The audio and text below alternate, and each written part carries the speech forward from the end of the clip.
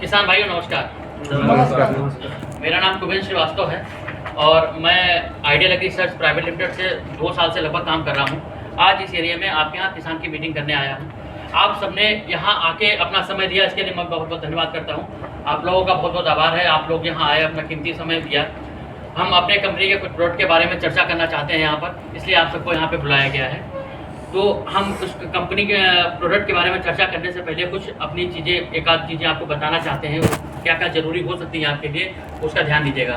देखिए, हम लोगों का एक सोच बन चुका है कि खेत में गए और एक डीएपी का बोरी लिया और खेत में डाल दिया।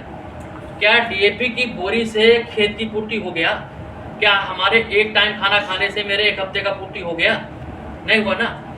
हम एक टाइम खाना खाएं, क्या वो साल भर चल सकता है? नहीं चल सकता है। और हमने ये सोच लिया कि हमने खेत में एक बोरी डीएपी डाल दिया और हमारा काम हो गया। ऐसा कतई नहीं है। आपके एक बोरी डीएपी डालने से खेत का भला नहीं होने वाला। आपको 2 बार यूरिया लगा देने से आपका खेत का कोई भी भला होने वाला नहीं है। आपने ये सोच बना रखा है कि एक बार डीएपी लगाएंगे, 2 बार यूरिया लगाएंगे और मेरा पौधा हमको पूरा पैदावार देगा। आज तक आप सभी यही करते आए हैं। तो एक तो आपको अपना ये सोच बदलने का ज़रूरत है।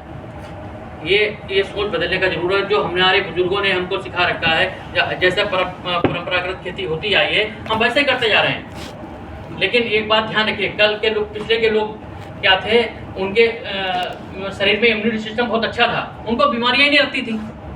आज का इम्यूनिटी सिस्टम इतना अच्छा है कि आज 50 लोग कैंसर से मर रहे हैं। वो मरने का कारण भी हम ही हैं।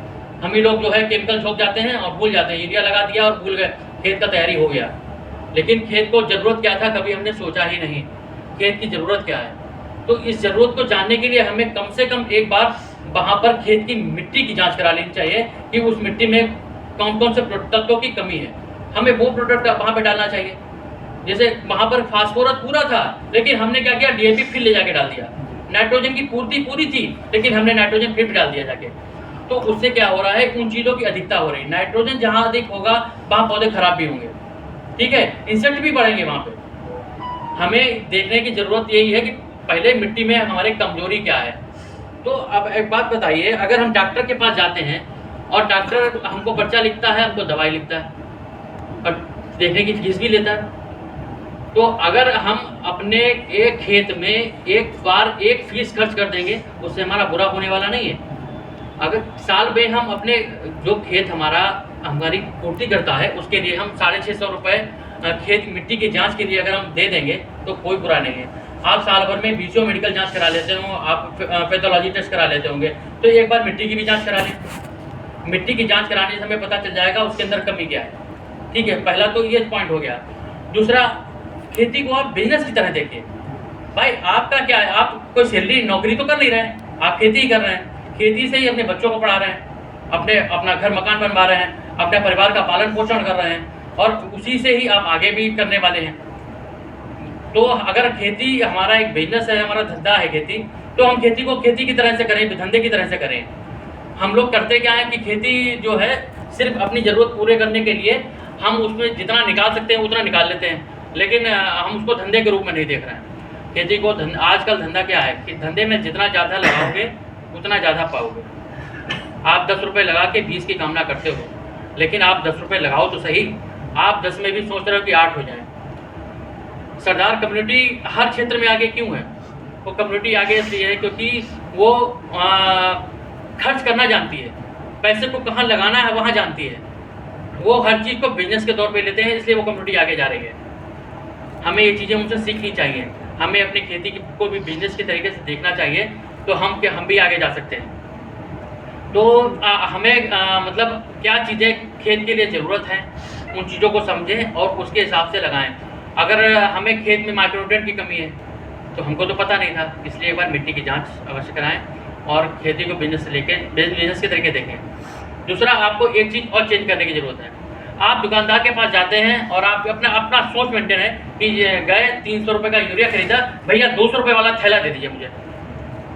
आप ये अंदाज़ा लगाइए उस 200 रुपये वाले थैले में क्या होने वाला है। वो 200 रुपये का थैला जो कंपनी से चलता है तो लगभग 50-60 रुपये ट्रांसपोर्टेशन खर्च हो जाता है, लगभग 30 से 40 रुपये डिस्ट्रीब्यूटर लेता है, लगभग 30 से 40 रुपये रिटेलर लेता है। उसको बनाने का कास्ट और यहाँ तक आने का खर्चा जोड़ के ही 150-200 रुपये हो जाता है। सोचो आपको उसमें क्या मिलेगा। आपको 30-40 से 50 रुपये में वो किसान को क्या दे देगा, जब आप सिर्फ अपनी मन की संतुष्टि के लिए तो वो झोला इस्तेमाल कर रहे हैं। ये मन की संतुष्टि इस्तेमाल करना आप लोग बंद कर दीजिए। आप जो है ये थोड़ा सा सोच बदलिए कि जिस तरह का हम पोषण अपने पौधों को देंगे उसी तरीके से हम पैदावार निकालेंगे। जब अगर हम अपने आप को दूध पिएंगे तो दूध जैसी ताकत हमको मिलेगी, ठीक है। घी खाएंगे तो घी जैसी ताकत मिलेगी। और वरना जीने के लिए तो सभी जीते हैं। पैदावार कुछ लोग अपने 1 एकड़ में 10 कुंटल निकाल के भी खुश हैं और कुछ 30 कुंटल निकाल के भी निराश हैं कि यार अगले साल और अच्छा करेंगे।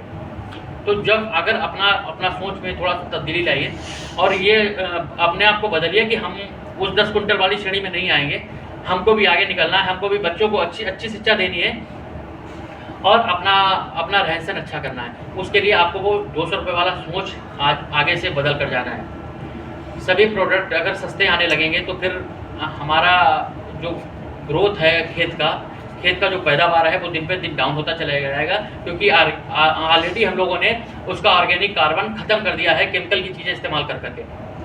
तो वो केमिकल के लिए हमें उसके पोषक तत्व की ज़रूरत पड़ती है उसको मेंटेन करने के लिए। ऑर्गेनिक कार्बन मेंटेन करने के लिए आपको गोबर का खाद का जरूरत पड़ेगा। हालांकि अब मिलना मुश्किल है गोबर का खाद, लेकिन फिर भी कहीं ना कहीं संभव है, कहीं ना कहीं चीनी मिले हैं, वहाँ पर प्रस्तुत होता है, तो उसको भी मेंटेन करते चलिए। आप अपने बच्चों का भविष्य खराब कर रहे हैं। आप क्या चाहते हैं कि आज जो कैंसर जिस श्रेणी से बढ़ रहा है इस तेज़ी से और आगे बढ़े, इसके लिए हमें केमिकल का इस्तेमाल कम करना पड़ेगा।